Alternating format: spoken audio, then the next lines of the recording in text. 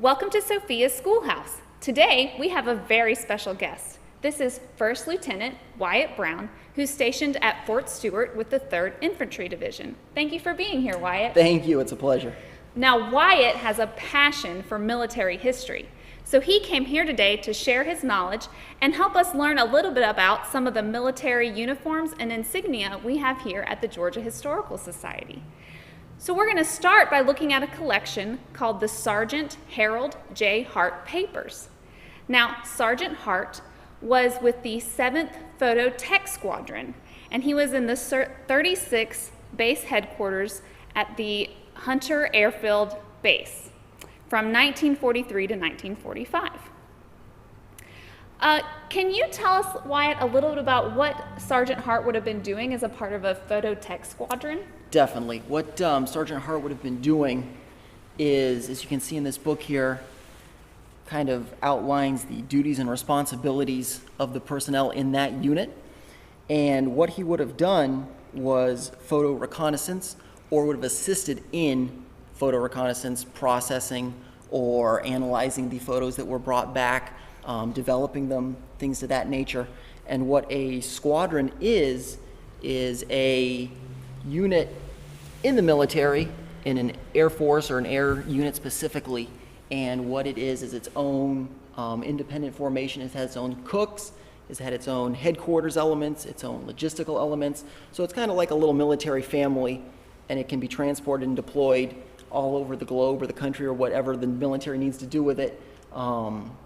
And it can be self-sufficient and self-supporting wherever it goes to do that photo reconnaissance unit. And what made photo reconnaissance so important was what would happen is airplanes would fly over the battlefield or wherever these people were operating, and they would photograph frame by frame the territory they were flying over. And these photos would be brought back, analyzed, and looking at those photos would help intelligence personnel be able to determine if the enemy was there, in what numbers, what equipment or weapons they might have had, and that would allow commanders to be able to better develop a battle plan in order to carry the war forward from that point. All right, great. Now let's talk a little bit about the insignia and uniform that we have in the collection. What can we learn about Sgt Hart from these items and about his service during World War II? What the Army is very fond of doing, and it was in World War II as well, is having a unit insignia for just about every kind of element you could think of. And by element, I mean division, a battalion, an army, you name it. If this particular element, if it was 50 people or 50,000 people, had a specific mission, it had a patch, something that would identify it to the observer. And these patches were generally worn on one's uniform.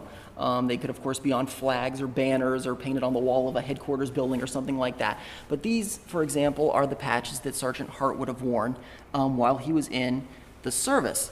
And the first one here is just the general symbol for the United States Army Air Forces at the time of the Second World War.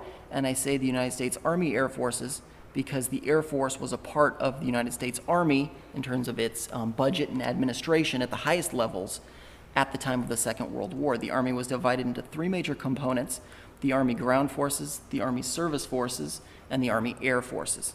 The Army Ground Forces being, of course, the combat elements and those elements directly supporting combat operations. The Service Forces being logistical and medical and administrative in nature. And the Army Air Forces being those troops and units that dealt with aircraft and all the missions that aircraft entailed at the time.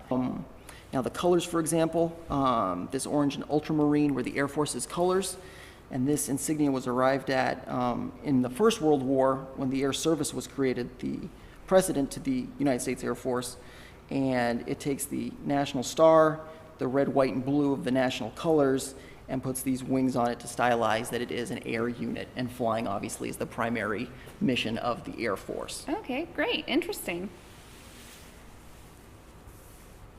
Now this patch here is the China, Burma, India patch, the CBI, and again, this is an entire component of the military. This patch right here, this is a theater level patch. So I'm sure you've heard of the European Theater of Operations or the Pacific Theater of Operations. This is the China, Burma, and India Theater of Operations. Okay. And I think a lot of our students have not heard much about this theater of operation. Can you explain a little bit about why someone like Sgt Hart might have been involved?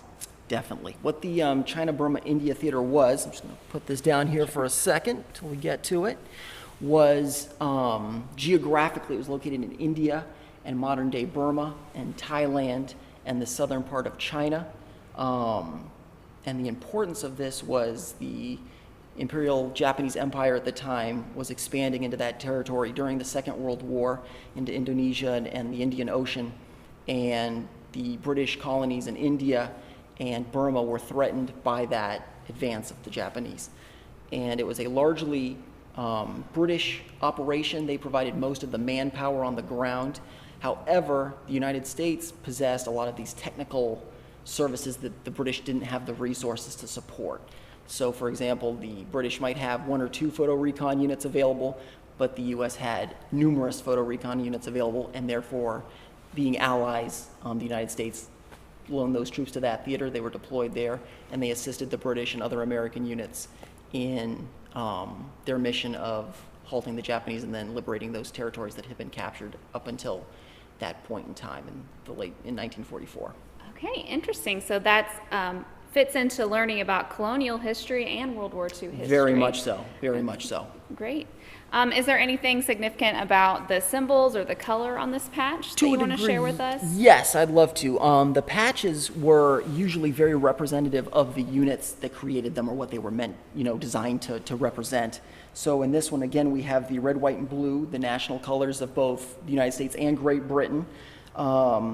The national star of China, at the time, the national government in China. This was their political symbol, so it represented the Chinese aspect of the theater. And this is the star of India, and that represented defending India and the Indian component of the theater geographically. And that, again, kind of, every time you looked at that serviceman's shoulder, you could see geographically all the area they were defending and representative, and what the massive nature of that mission was that they were conducting. So just kind of a day-to-day reminder of what they were there to do. Okay, great. And what about these two insignia here? This represents Sgt Hart's rank. These 3 chevrons here represent a sergeant, and that one rocker represents a staff sergeant. So they are the second class of sergeant, one could say, an E6 in military parlance, enlisted level 6. And this would be worn on the uniform to designate the wearer's rank and status in the military social hierarchy.